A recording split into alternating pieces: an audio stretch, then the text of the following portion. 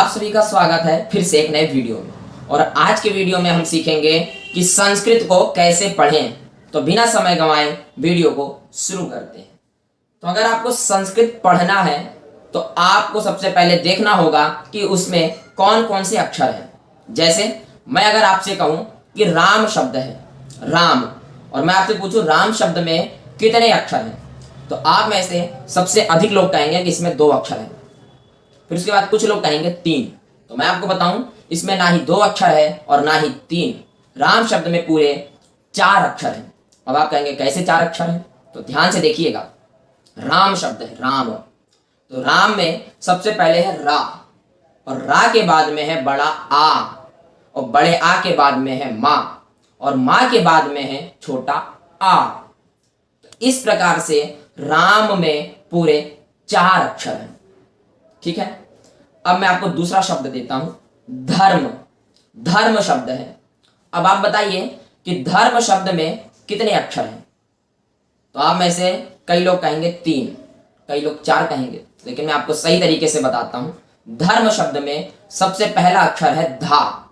धा के बाद में छोटा आ, जैसे राम में माँ के बाद में छोटा आ था, वैसे ही धा, धा के बाद में छोटा आ, और उसके बाद में है रा, रा के बाद में माँ, और माँ में छोटा आ। पूरे अक्षर जो आपके हुए वो हुए 5। राम में 4 अक्षर, धर्म में 5 अक्षर। अब एक शब्द मैं आपको और देता हूं, उत्तर। क्या शब्द है? शब्द है उत्तर।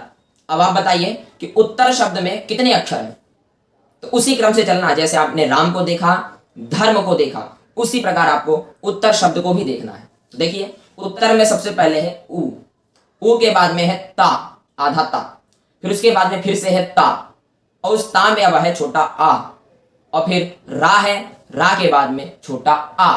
तो ये पूरे उत्तर शब्द में 6 अक्षर हुए। ऊ, आधा ता, फिर उसके बाद ता, उस ता में आ, फिर रा, रा में आ, टोटल 6 अक्षर। अगर आपको संस्कृत पढ़ना है तो आप सबसे पहले देखिए कि उसमें कितने अक्षर हैं। इसको यदि आप देख लेते हैं तो संस्कृत भाषा स्वतः ही सरल हो जाएगी। ठीक है। तो राम, धर्म, उत्तर, आपको इसी प्रकार से हर चीज देखना है। ये तो एक पहली बात। अब आइए दूसरे नंबर पे। दूसरे नंबर पे मैं आपको 3-4 अक्षर बताऊंगा जिसमें आपको विशेष ध्यान देना है। जैसे त्रा। त्रा में जो है 2 अक्षर होते हैं, ता और रा, ये 2 अक्षर मिलके त्रा बनता है। त्रा के बाद में क्षा, छतरी वाला क्षा। क्षा में भी 2 अक्षर हैं, जैसे पहला का और दूसरा शा। ठीक है। पेट चीरा वाला शा, उसको संस्कृत में कहते हैं मूर्धन्य शा। तो ये इन 2 अक्षरों से क्षा बनता है, त्रा, क्षा। ये विशेष ध्यान रखिएगा। अब इसके आगे चलिए तो मैं आपको एक सबसे महत्वपूर्ण बात बताने जा रहा हूं। यदि आपको आ, ई, उ, री, ए, ओ, आई, औ, ये 9 अक्षर, इन 9 को कहते हैं स्वर। ठीक है। चाहे आप इनको स्वर कहें, चाहे अच कहें। संस्कृत में अच कहते हैं और हिंदी में स्वर कहते हैं। इन 9 अक्षरों के बाद यदि आपको कोई संयुक्त वर्ण दिखे, क्या दिखे? संयुक्त वर्ण। संयुक्त वर्ण का मतलब होता है 2 व्यंजन एक साथ में दिखे। जैसे उत्तर में मैंने आपको बताया था ता, तो उत्तर में देखिए आधा ता है, उसके बाद में ता है। इन दोनों ता के बीच में कोई स्वर नहीं है, बाद में है। ठीक है। लेकिन दोनों ता के बीच में कोई स्वर नहीं है। ठीक है। तो ध्यान रखिएगा, आप मेरी बातों को बड़े ध्यान से समझिए। आप 10 मिनट दीजिए तो आप इस 10 मिनट में इस वीडियो के माध्यम से संस्कृत को बहुत ही अच्छी तरीके से पढ़ना जान जाएंगे। लेकिन तभी आएगा जब आप ध्यान देंगे। ठीक है।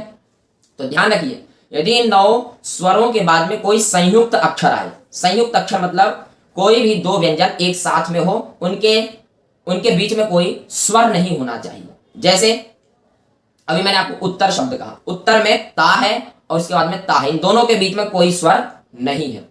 यदि ऐसे शब्द आते हैं तो आपको उसको किस प्रकार से बोलना है ये समझ लीजिए। जैसे उत्तर शब्द लीजिए, उत्तर, उ है ता, आ, रा, आ। ठीक है, ये उत्तर शब्द।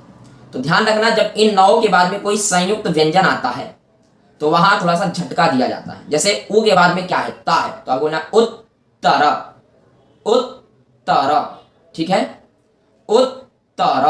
अब रा के बाद में है प्रदेश, रा के बाद में क्या है उत्तर और रा के बाद में है प्रदेश। अब देखो प्रदेश में भी आपके संयुक्त अक्षर है, पा है, पा के बाद में रा है, पा और रा के बीच में कोई स्वर नहीं है, ठीक है, पा और रा के बीच में कोई स्वर नहीं है।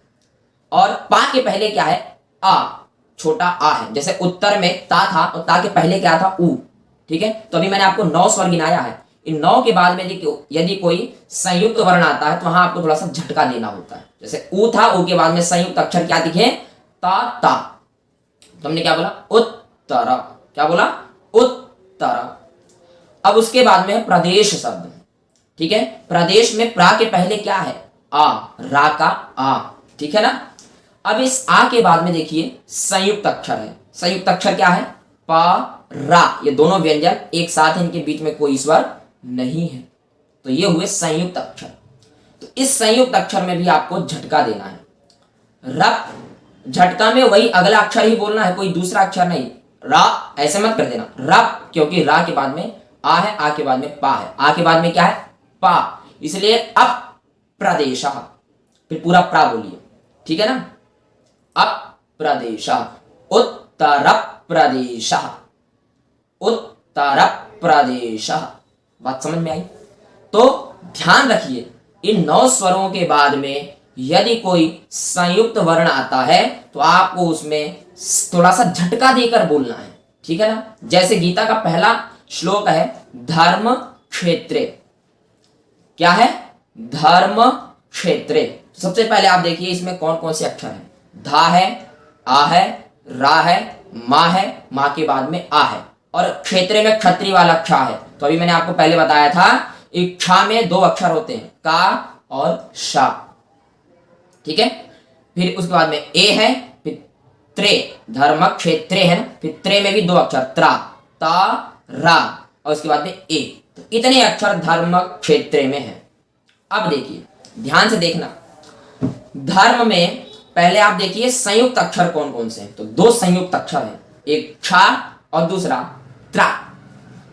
अब इन दोनों अक्षर के पहले देखिए कोई स्वर है क्या, तो देखिए धर्मक में माँ के बाद में आ है और उसके बाद में क्षा है, मतलब क्षा के पहले आपको 9 में से स्वर दिखा आ, ता और रा के पहले क्या है ए, ठीक है ना।